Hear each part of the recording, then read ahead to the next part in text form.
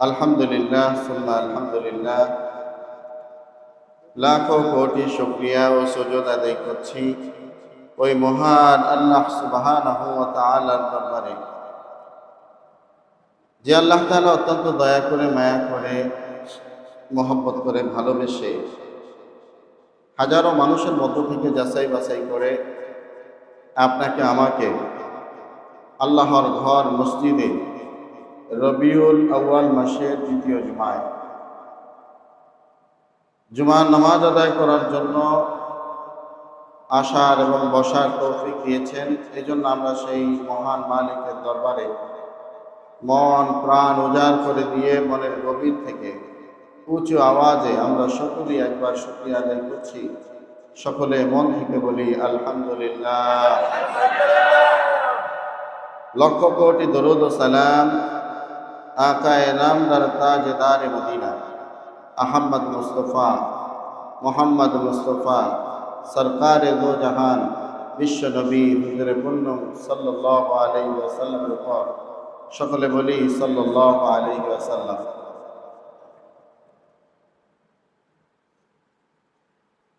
আজ শুক্রবার দিন, রবিউল আউয়াল মাসের দ্বিতীয় বরকতময় জুমার দিন, অর্থাৎ আজকে 11ই রবিউল আউয়াল। আপনার আমার নবী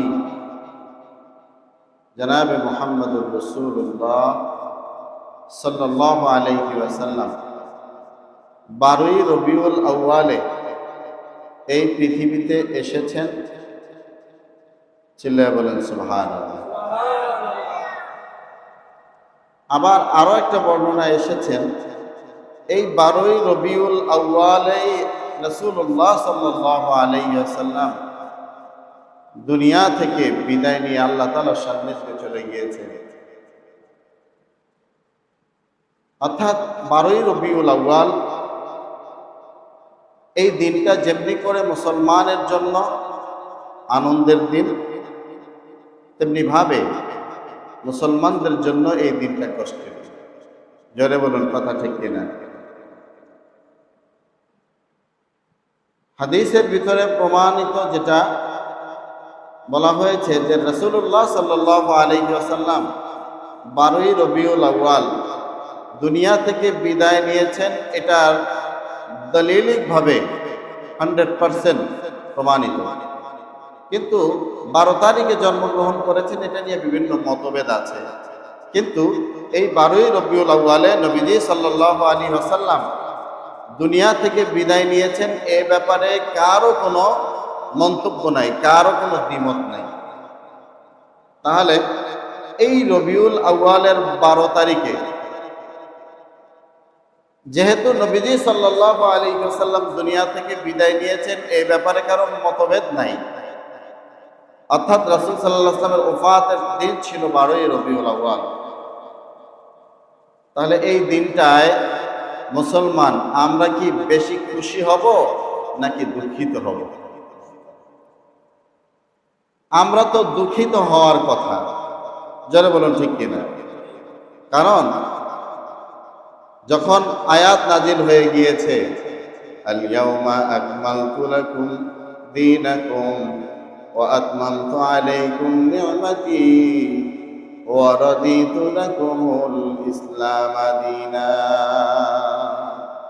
আল্লাহ তাআলা এই আয়াত নাজিল করে তার হাবিবকে জানায় দিয়েছেন, হাবিব, আমি আল্লাহ তাআলা সাক্ষী দিচ্ছি, আপনি নবী মুহাম্মদুর রাসূলুল্লাহ সাল্লাল্লাহু আলাইহি ওয়াসাল্লামকে যে মিশন, ভিশন, যে দাওয়াতের কাজ নিয়ে আমি দুনিয়াতে আপনাকে পাঠিয়েছি, আমি আল্লাহ তাআলা সাক্ষী দিচ্ছি আপনি আপনার কাজকে পরিপূর্ণভাবে আপনি সাকসেসফুলি আপনি কাজ করেছেন। আমি আল্লাহ তাআলা সাক্ষ্য দিয়ে দিচ্ছি। চিল্লায়া বলেন সুবহানাল্লাহ।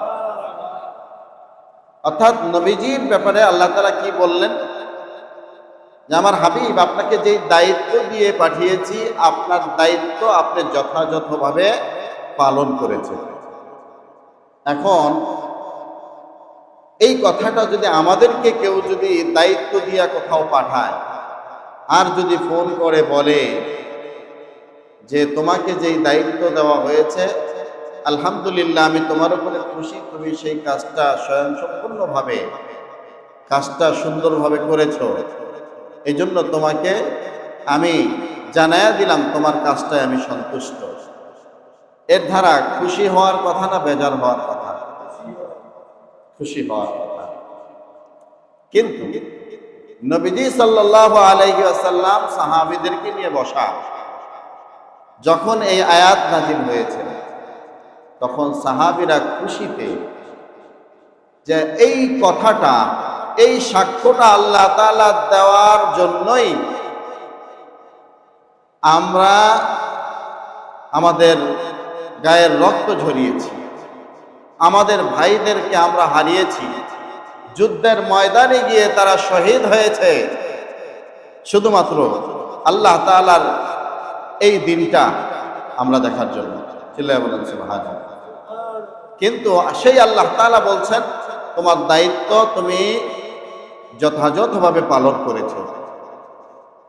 এখন সাহাবীরা চিন্তা করলেন এই দিন দেখার জন্য এত কষ্ট করলাম, নিজের নিকট আত্মীয় ছাড়লাম, নিজের জন্মস্থান মক্কা ছাড়লাম, বাবাকে ছাড়লাম, বাবার সাথে যুদ্ধ করেছি, আপন ভাইয়ের সাথে যুদ্ধ করেছি এই দিনটা দেখার জন্য। এখন যেই দিনটা দেখার জন্য এত কিছু করা হলো, সেই দিনটা পাওয়ার পরে মানুষ খুশি হওয়ার কথা না বেজার হওয়ার কথা? সাহাবীরাও স্বাভাবিকভাবে সবাই খুশি হলেন। খুশি হওয়ার পরে একজন আরেকজনের সাথে কোলাকুলি করতেছেন, একজন আরেকজনের কপালে চুমু খাচ্ছেন, আর আনন্দে উৎফুল্ল হয়ে সবাই মোটামুটি একজন আরেকজনের সাথে আলিঙ্গন করতেছেন। কিন্তু একজন ব্যক্তি তিনি কাঁদে না, মজলিস ছেড়ে চলে গেছেন পাহাড়ের গুহায়। সেই ব্যক্তি হযরতে আবু বকর সিদ্দিক রাদিয়াল্লাহু তাআলা। সবাই খুশি হলেন এই দিনটা দেখে, এই দিনটা স্বীকৃতি পেয়ে। কিন্তু একজন ব্যক্তি মজলিস থেকে বের হয়ে গিয়েছেন, কান্না করতে করতে মজলিস থেকে বের হয়ে গিয়েছেন। তার মানে কি এই লোকটা কি এই দিনটা দেখার জন্য যুদ্ধ করে নাই? তাহলে তিনি খুশি না অখুশি? তার কর্মকাণ্ড অনুযায়ী কি বোঝায় যে তিনি কি খুশি হন নাই? সাহাবীরা বর্ণনা করতে শুরু করলেন, একজন আরেকজনকে বলতেছেন কি ব্যাপার, আজকের এই দিনে সবচেয়ে যিনি বেশি খুশি হবেন সেই ব্যক্তিটা হলো হযরতে আবু বকর রাদিয়াল্লাহু তাআলা আনহু। এই আবু বকর রাদিয়াল্লাহু তাআলা আনহু নবীজি সাল্লাল্লাহু আলাইহি ওয়াসাল্লামের সবচাইতে কাছের বন্ধু ছিলেন। চিল্লায়া বলেন সুবহানাল্লাহ। কেমন বন্ধু ছিলেন? নবীজি সাল্লাল্লাহু আলাইহি ওয়াসাল্লাম যখন মক্কা থেকে মদিনায় হিজরত করলেন, মদিনায় হিজরত করার পরে এমন ভাবে নবীজি সাল্লাল্লাহু আলাইহি ওয়াসাল্লামকে বন্ধু রূপে নিয়েছেন। নবীজি সাল্লাল্লাহু আলাইহি ওয়াসাল্লাম যেমন পোশাক পরতেন, নবীজি সাল্লাল্লাহু আলাইহি ওয়াসাল্লাম যেমনি ভাবে পাগড়ি মাথায় দিতেন, নবীজি সাল্লাল্লাহু আলাইহি ওয়াসাল্লাম যেই সিস্টেমে দাড়ি রাখতেন, নবীজি সাল্লাল্লাহু আলাইহি ওয়াসাল্লাম যেভাবে হাঁটতেন, হযরত আবু বকর রাদিয়াল্লাহু তাআলা আনহু হুবাহু নবীজি সাল্লাল্লাহু আলাইহি ওয়াসাল্লামকে অনুসরণ অনুকর্তন করতেন। চলে বলুন সুবহানাল্লাহ।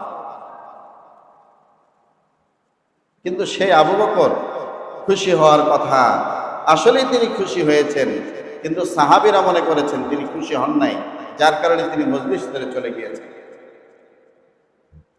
আল্লাহর নবী বিশ্ব নবী জনাবে মুহাম্মদুর রাসূলুল্লাহ সাল্লাল্লাহু আলাইহি ওয়াসাল্লামের কাছে যা বললেন, ইয়া রাসূলুল্লাহ, ইয়া হাবিবাল্লাহ, আল্লাহ তাআলা তো আসমান থেকে আয়াত নাজিল করে সাক্ষ্য দিয়েছেন, আল্লাহ তাআলা আপনার উপরে সন্তুষ্ট হয়েছেন, আমাদের উপরে সন্তুষ্ট হয়েছেন, আমরা এই দিনটা পেয়ে খুশি।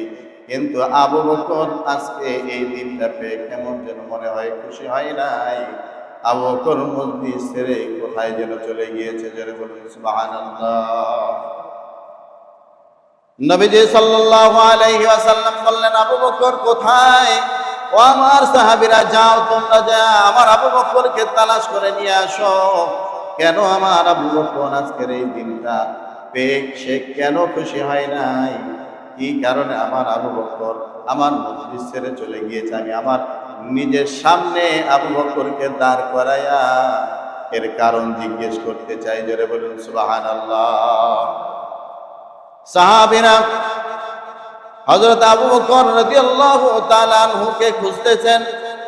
খুঁজতে খুঁজতে রাখালদেরকে জিজ্ঞেস করলেন, কি ব্যাপার, আবু বকরকে দেখেছো নাকি? রাখালেরা বলছেন, আবু বকরকে তাকে তো আমরা ভালো করে চিনি না। বলছে এই এই আকৃতির, চেহারাটা এমন।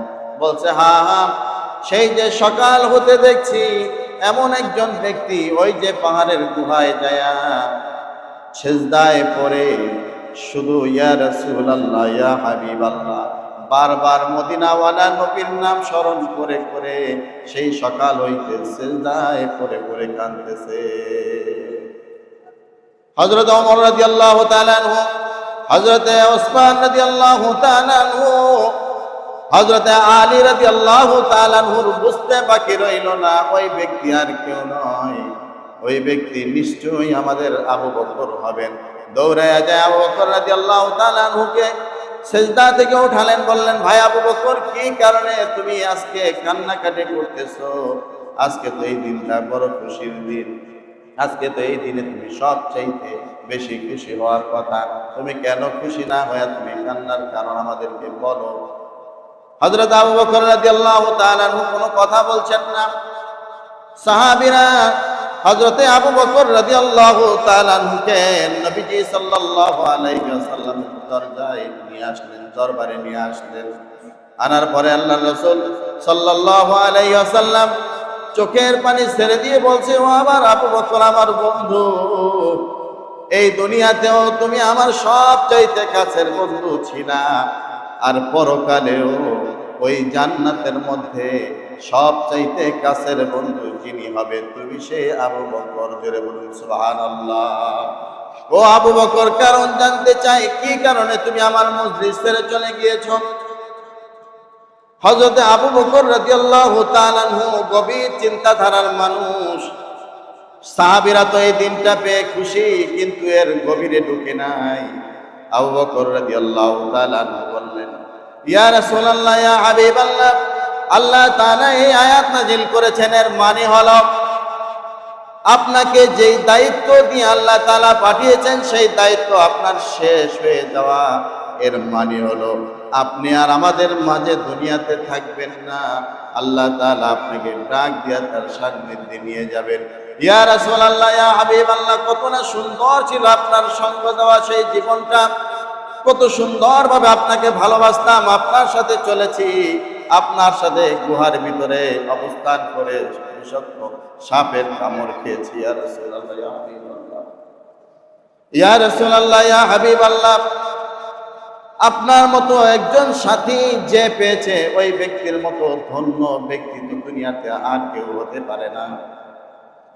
হযরতে আবু বকর রাদিয়াল্লাহু তাআলা যখন বললেন যে ইয়া রাসূলুল্লাহ ইয়া হাবিবাল্লাহ, আয়াত নাজিল হওয়ার মানে হলো আপনি আর থাকবেন না।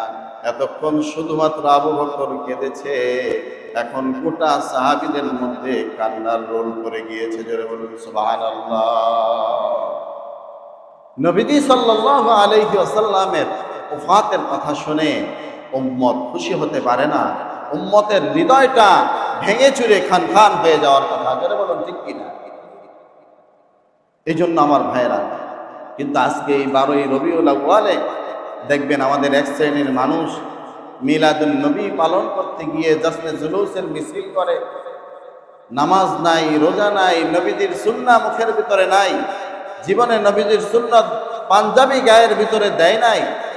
নবীজি সাল্লাল্লাহু আলাইহি ওয়াসাল্লাম বললেন যে আমার উম্মত, তুমি দাড়ি কাটা, দাড়ি ছাটা, এর মানে হলো দাড়িতে একটা পোজ দাও, তার মানে হলো আমি নবী মুহাম্মদুর রাসূলুল্লাহ সাল্লাল্লাহু আলাইহি ওয়াসাল্লামের কলিজার ভিতরে তুমি ফুট দিয়া পোজ দিচ্ছ।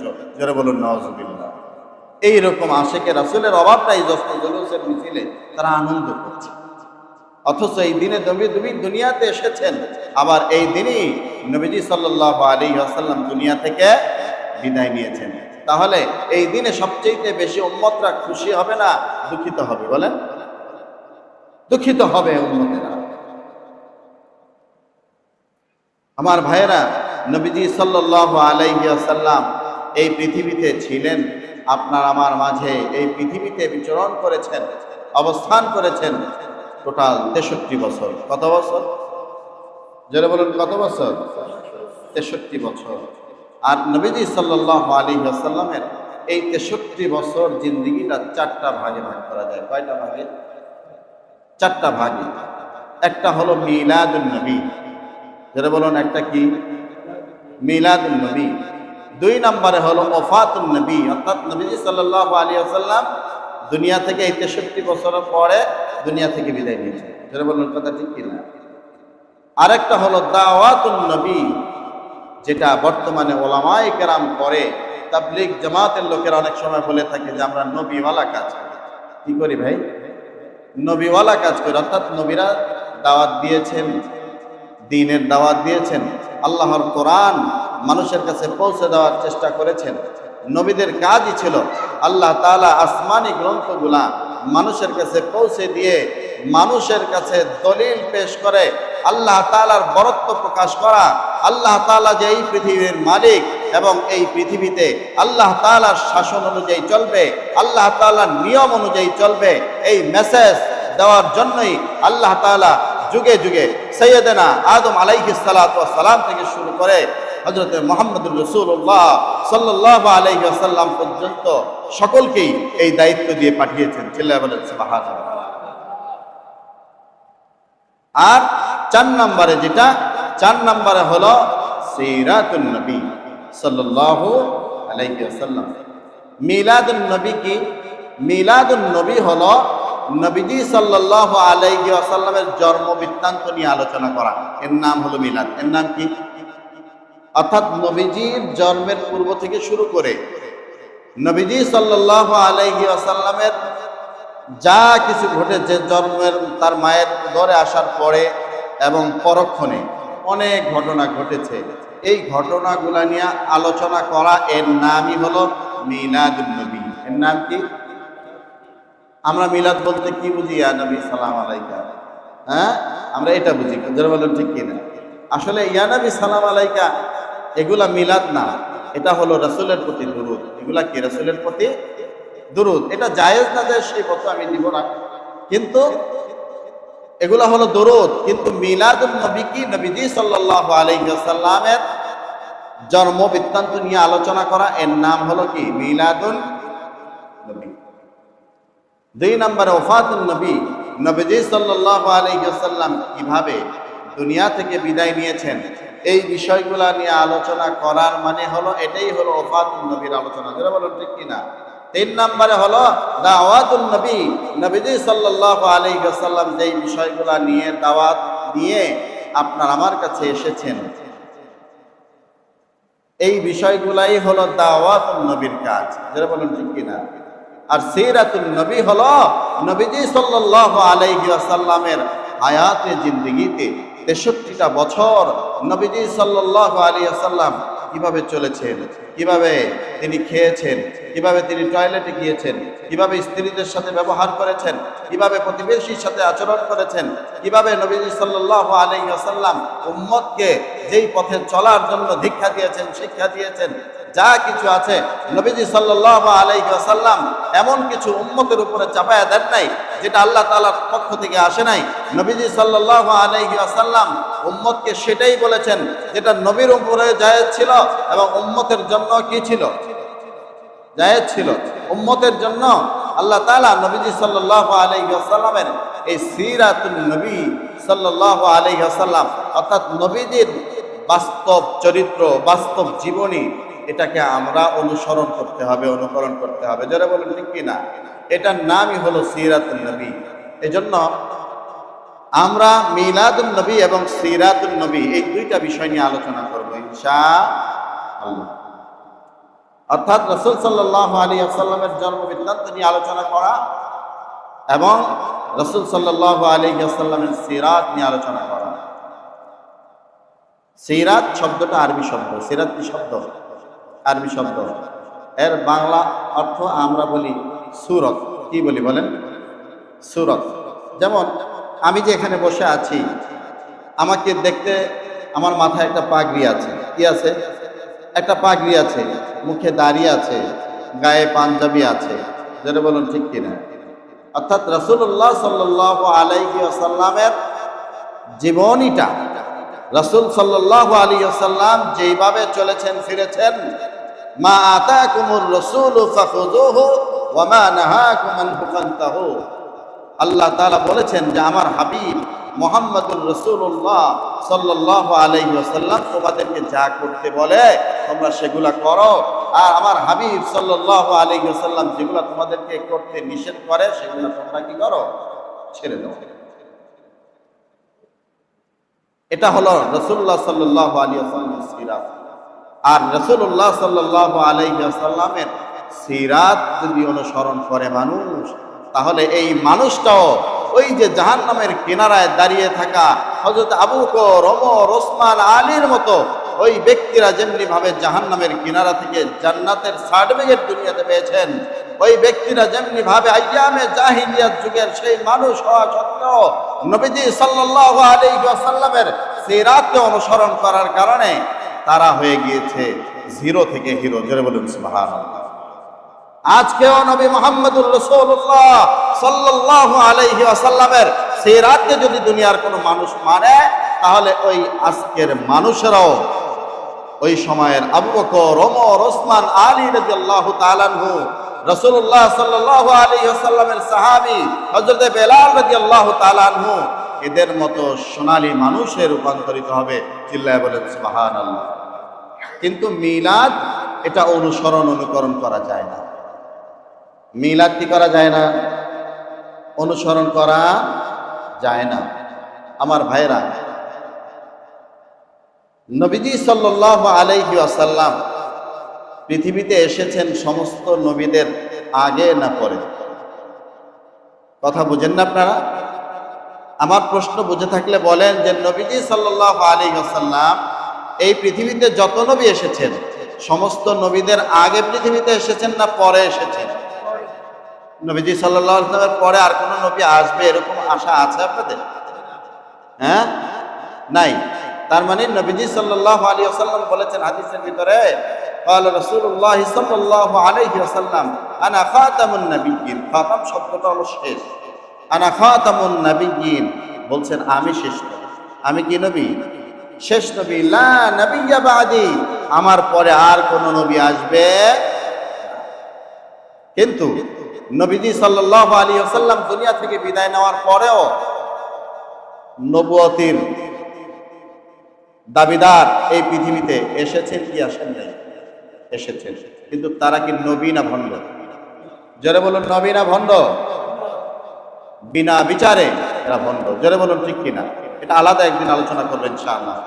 প্রিয় ভাইয়েরা, নবীজি সাল্লাল্লাহু আলাইহি ওয়াসাল্লামের তিনি এসেছেন দুনিয়াতে সবার পরে, কিন্তু নবীজি সাল্লাল্লাহু আলাইহি ওয়াসাল্লামকে আল্লাহ তাআলা সৃষ্টি করেছেন সকল কিছু সৃষ্টির পূর্বে। চিল্লায় বলেন সুবহানাল্লাহ। আল্লাহ তাআলা বলেন যে দুনিয়াতে মানুষগুলা পাঠানোর পূর্বে আমি প্রায় 50,000 বছর আগে একটা কলম বানাইছি। কি বানাইছি? আমরা দুনিয়াতে মানুষ এসেছি, এই মানুষগুলা আসার কত বছর আগে কলম বানাইছে? 50,000 বছর। কোথায় বলেছেন আল্লাহ তাআলা? সূরা নূনের মধ্যে, নূন ওয়াল কলামি ওয়া মা ইয়াসতুরুন মা আনতা বিনি'মাতি রাব্বিকা বিমাজনুন। আল্লাহ তাআলা সূরা নূনের প্রথম কয়েকটি আয়াতের মধ্যে এটার বর্ণনা দিয়েছেন।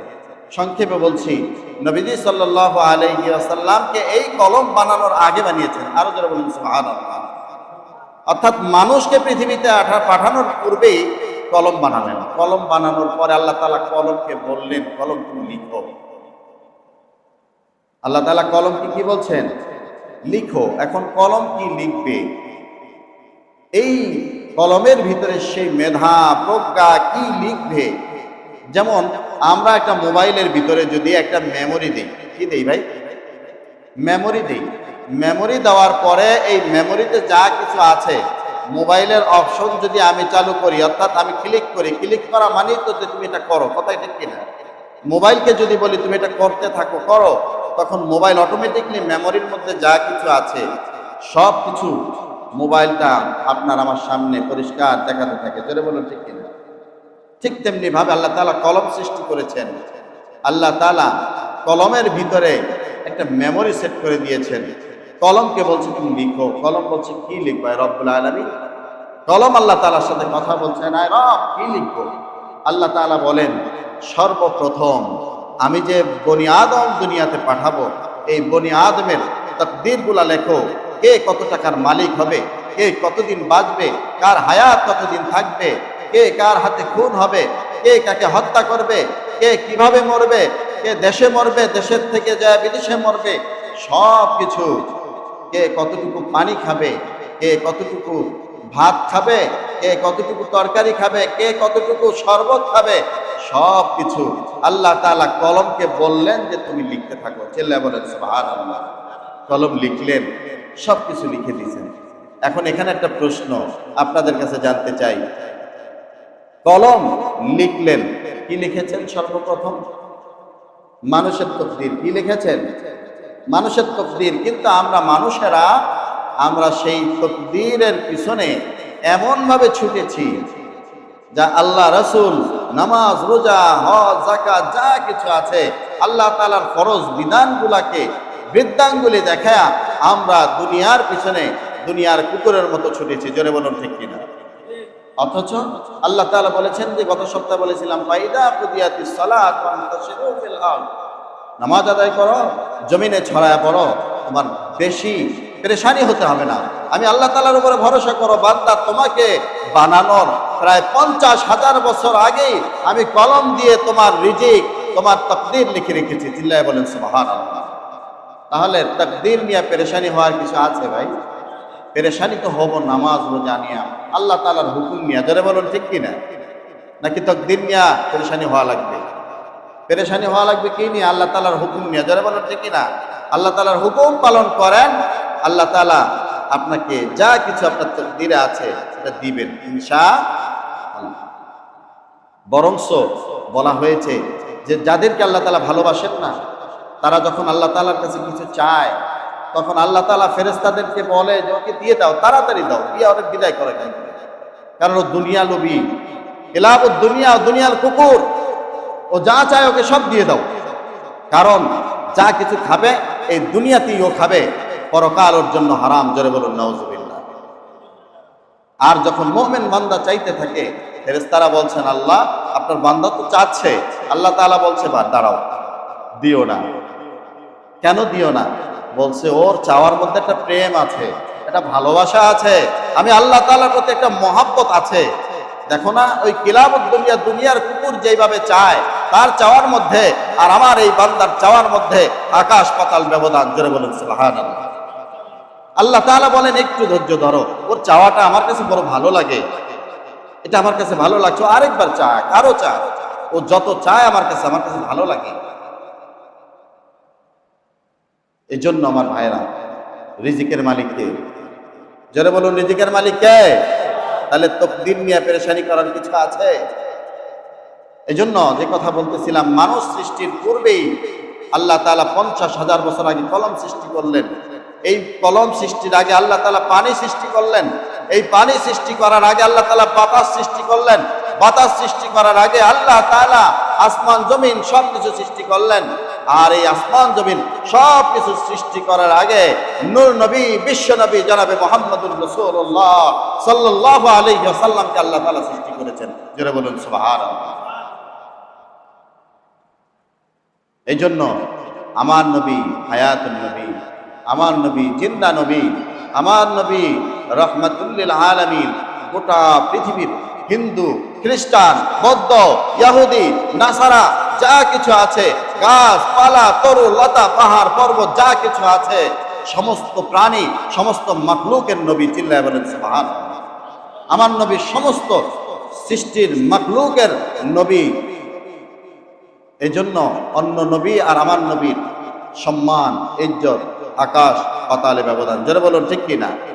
এজন্য নবীজি সাল্লাল্লাহু আলাইহি ওয়াসাল্লামের জীবনী নিয়ে এই মাসব্যাপী ইনশাআল্লাহ আমরা আলোচনা করব।